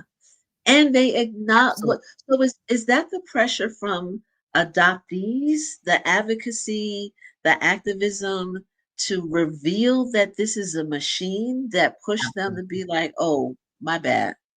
Absolutely. Essentially, yeah. Okay. Absolutely. Because what a lot of adoptees found was they were given a story about what happened to them. Your birth mother left you, outside of a produce market, right? And Yeah. this is what's on their paperwork. And then when they go searching and find out that that wasn't true, right? That a lot of these parents, specifically, I'm talking about Korea, but this has happened in other places, in Chile, in Colombia, and again, in the US, Georgia Tann. If you Google Georgia Tann, she was stealing babies from poor people. She was stealing white babies from poor people to give them to celebrity families and families of higher stature.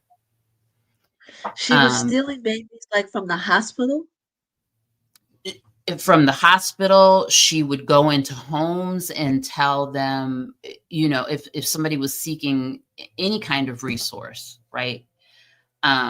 George Tann, Tann, I think. If you look it up, there's a book about the practices, and a lot of our current practices in the Georgia, U.S. like the state. Oh yeah, I think she was in Tennessee. I might be wrong about that. But a lot of the practices that she started are what have carried into today's. They were the foundation of today's adoption process. Wow. The sealing of records, the changing of names, the just closing adoption. All of that came from Georgia Tann's practices. Okay. So this is not. So I really want to make that clear that this is not just things that happen in other countries, right? This is the foundation of the U.S. adoption system as well. Right. And then the other point that I think is so important to make is that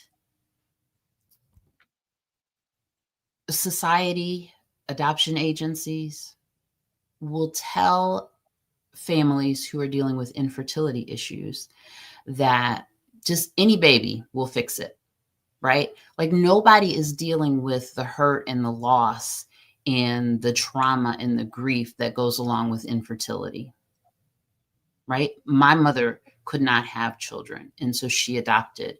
And in that regard, adoption is usually the second choice. It's not the first choice, right? I'm trying to have Right. kids. I realize I can't have kids. I'll just go get another baby, right? Wow. And the industry is not encouraging these people to deal with that grief and loss first. And so Yeah. then you end up having children who were put into a family for the need of the parent, which we also talked about the last time I was here, right? These are not child-centered practices. This is not about the child. This is not about the kiddo. It is about, I am a person who cannot have a child and I need that to be fixed. Right. Right. And so Right. then you have a child living in a home trying to meet these expectations and fulfill this dream that somebody had who did not deal with their own stuff. Right. And Right. it often goes bad. It often goes bad. And the children suffer. And the children absolutely suffer. Right. Right. Absolutely suffer. And so adoption abolition is about putting children and families first and taking care of people. Right. And when you do that, you just don't have as many family separations as we have now. Right. Right. That it's an important point, and we thank you so much for illuminating. We didn't want to have a full segment here, but we wanted to have a recap, if you will. Yeah. Give it as we promised, as we Right. promised that we would. It's so illuminating. So okay, you said I put you on the spot earlier. I just have to do it because I can. And so I'm about to ask you, like, when is your book coming out, Sandy? Oh, that You book I've gotta been write writing a for book. about 40 years now. Yeah, that one. Yes, that one. When is it coming out? Well, I will say, following up Okay. on things that have happened since I was here last, I'm currently in a writing group. It's called Adoptee Voices. Okay. And it is a writing group that has gone on. I think this is like the 18th cohort. Okay. And so every Tuesday in October and November, I sit with a group of people with different prompts, all adoptees, different prompts, and we write. And so maybe that will motivate me. Maybe that will turn into something. This book Maybe, that I've been talking about writing for 40 years or so. maybe. Can we just It's be a little bit more affirmative, please? it's getting the juices flowing for sure. For sure. All the things that are going through my head right now, like I can't even be your big sister because you're older than me by a couple of months. But I was about to start Just a rolling my couple, neck. April, just a couple. But okay, so I'm the little sister then. Like you got to write. You got to write the book. All right. You got to write the book. All Before right. we switch out, Sandy, let's see if we have some comments, questions, or whatever. I'm going to go to the comments. Um, because I'm telling you, Sandy, people were like, "That's explosive." Like when when you were here live talking about abolition. I mean, adoption, abolition, and the stories that you gave and the nuances. I know the guys were. Oh, somebody says, "Well, that's our family." They're looking forward to your. How come these comments aren't coming up? Yeah, there we are. I'm looking Computer forward to my slow. book too. I'm Um, looking forward to my book too. I wish somebody else would write it for me, but yeah. yeah. No, no, no. You gotta write it because only your story it can be told the way that you can. So Cam is still here. Shout out to you, Cam. Thank you, thank you. But she says that is heavy. I am a person that cannot have a child and I need this to be fixed. That comment that you made. Yeah. And that's so much about the person and not the child and the human being that you have to, you know, Yeah. Yeah. evolve, like help them evolve. Right. It's Yeah. so egocentric. It's so Well, and I think, egocentric. I said this the last time too, like there's a spectrum, right? Like adoption is all wonderful things and then adoption abolition. And I still have to say I'm maybe right here, right? I'm not completely an Okay. abolitionist yet. I would not call myself, but I absolutely Okay. support and believe in the things that adoption abolitionists are saying. So what I would say to a person who is dealing with infertility and maybe considering adoption is do your own work first. Do your own work first. Grieve that loss because it is a loss. It's a loss that my mother Right. had, right? She never had a little Yeah. girl who looked just like her, acted just like her. So Right. grieve that, do your work, get into some therapy, do your work on that loss first. And then know that one, I'm sorry, but there just are not infants out there for adoption. There are not. I don't remember what the number is, but I'm going to say hypothetically, there are 10,000 people out there for every one baby that actually Ah, needs an adoptive yeah. family, Right. So right? that If romantic you want view, yeah. if you want to do something for a child who is in need of a family, foster care, consider an older child who is going to come with a lot of challenges. They are, know that. And even if for some reason there is an infant that you adopt, know that that child had a history before you. Their life did Yeah. not start. Their story doesn't start the day they joined your family. Right. And so honor that history, honor that individual. Know that this is not a child who is of your own DNA. They are their own separate person with their own separate history that started before you. Yeah. So honor that and talk about it. But yeah, there are not babies, right? And we need to stop trying to feed this baby supply or demand. Right. Right. Yeah. The machine. That's what it Machine. is. It's an industry. It's a machine. It Sandy, I is. can't thank you enough. Yeah, I can't thank you enough so much for your consistent advocacy about that we get it right. And everything always boils down to us as human beings, despite the machines, Mm, despite all of these labels and things. Like that's the continuing thread here at Ascending. yes. Like we gotta be, if this is a place that helps you to evolve more as humans, and to get outside of your ego is because of guests like you. Thank So you. thank you, Sandy. Thank you. But all of the guests that you have, it's just been such a powerful series. So Yeah, thank you. I And thank thank you. Thank you for being a part of the team. Sandy's a part of the team. So we are so grateful. So let's go down to our outros, family. We're going to close out again. I want to say that every week that we are here, you're going to learn something. So, like literally, we're booked until 2026, and there's no end in sight here. So, I want to invite you to follow me on social media. Oh wait, we had a banner on the screen.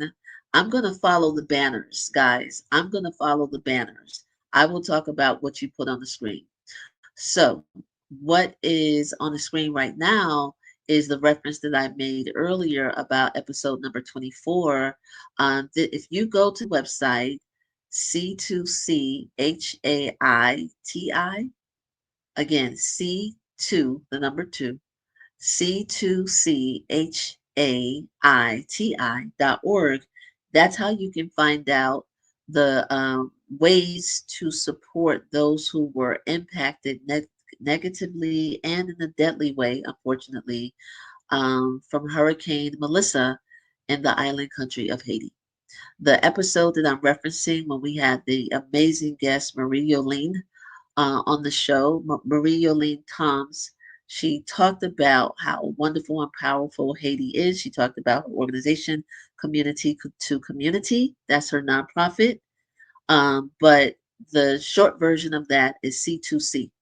Go there, find out how you can support that organization as they support the communities that were devastated by Hurricane Melissa just a couple of days ago. So it's on the screen. Again, the website is c2chaiti.org. Guys, I'm going to follow your lead. Whatever banner you put up. Oh, yes, we have a shout out to Mark, who just came back from Mississippi. Just got back from Mississippi a couple of days ago. He was working with and did a lecture, kicked off the lecture series for the organization called Mississippi for a Just World. And the it was in partnership with Tougaloo College there in Mississippi. Job well done, sir. Everybody's raving about your lecture, so I wanted to share that with everybody. Mark is available for speaking engagements. Contact my business partner, Drake, at my agency, which is Aquila Work Songs. The email is drake@aquilaworksongs.com. We will help bring Mark to your conference, to your event, to your college, to your university, to your community center. I've heard Mark speak. He is absolutely amazing, pure fire. So before we close out, we want to get, where else do we want to get to, guys, in our outros? Oh, I'm available for speaking. Contact Drake. I love speaking. I love communicating. Um, I'm available to talk one-on-ones and small group settings. Oh, let me just tell you this.